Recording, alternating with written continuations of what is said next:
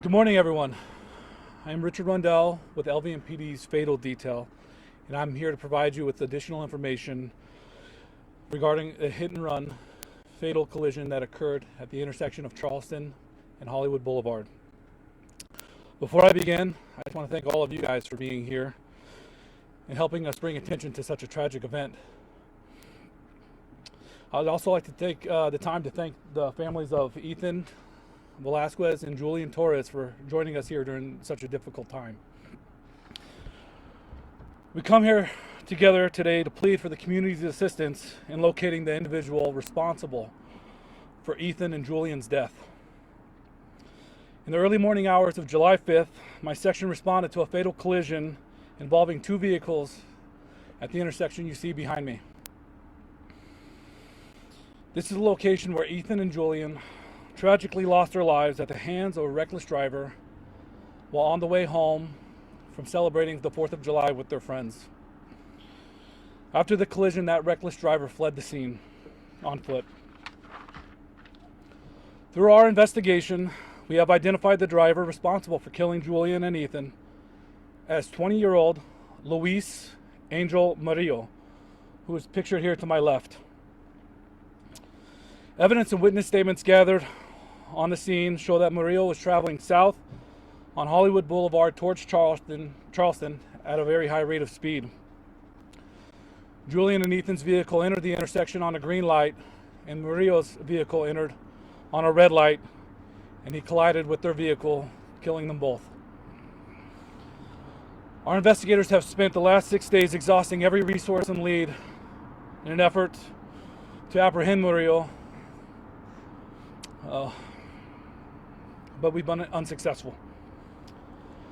Murillo is currently wanted for 2 counts of duty to stop at the scene of an accident involving death and 2 counts of reckless driving resulting in death.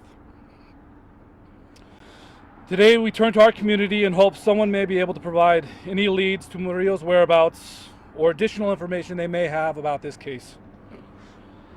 Any information can be reported to LVMPD's Fatal Detail at 702-828-3595 or anonymously through Crime Stoppers of Nevada at 702-385-5555. I also want to speak directly to Mr. Murillo. It's not too late to do the right thing. You need to take accountability and responsibility for what happened that night. Turn yourself in. Lastly, I'd like to add that my team and I have been in continual contact with the families and have had the opportunity to learn what amazing people Julian and Ethan were. They were great kids. They were locals, both Las Vegas high school graduates. Both were continuing their educations at UNR with promising futures. What I've learned is that both made such positive impacts on everyone that met them and the neighborhoods they grew up in.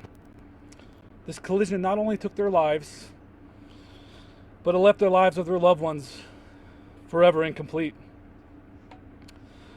To the families of Julian and Ethan,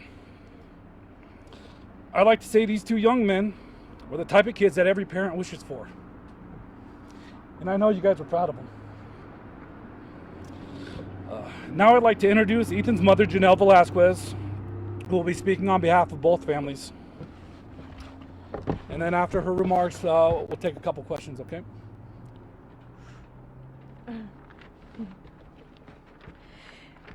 Ethan was a bright life in our lives, full of promise and potential.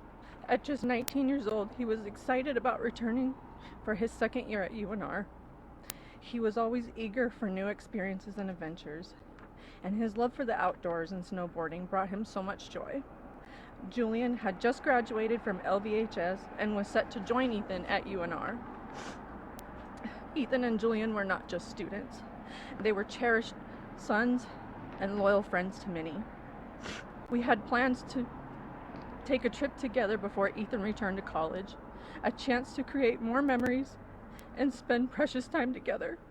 Instead of planning that trip, I find myself planning his funeral. This unimaginable loss has left a void in our hearts that can never be filled. Ethan and Julian's lives were precious, and they brought so much joy to their family and friends.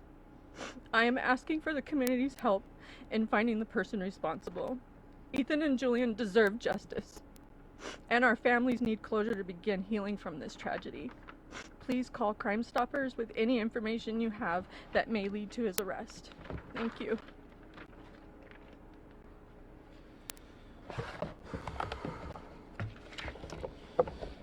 All right, before we conclude the press conference, we will open it up for some questions.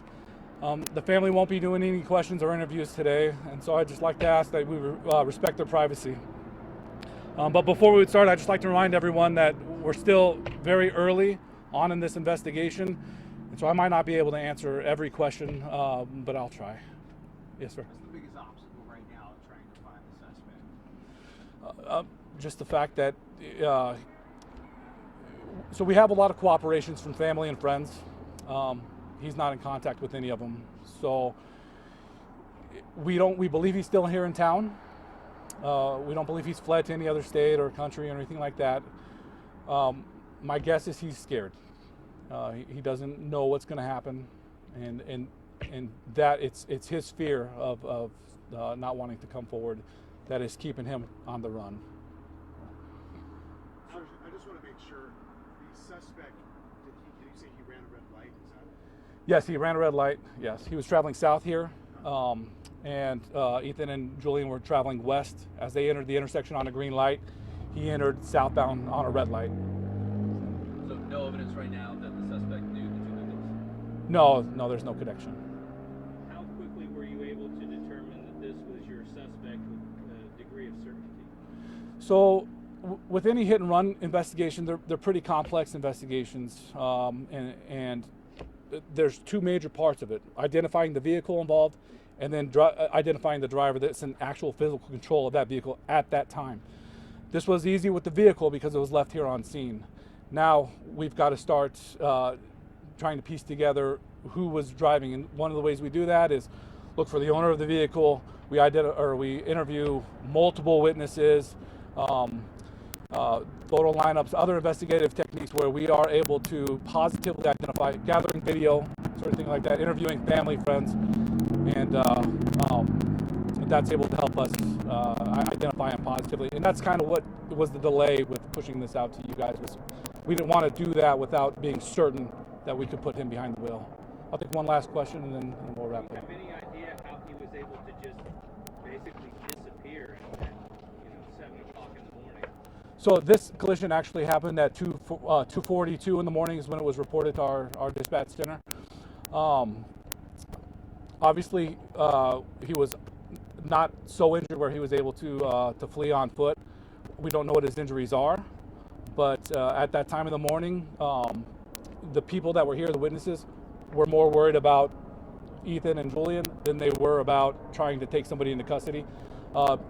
Medical personnel and officers arrived pretty quick, but at that point he'd already been gone, and obviously there's a lot of places to hide here. So, all right, that'll conclude for today. Again, I really appreciate you guys coming out and pushing this out for us, and we will be sending out a updated press release with all the information and proper spellings and everybody's name here shortly.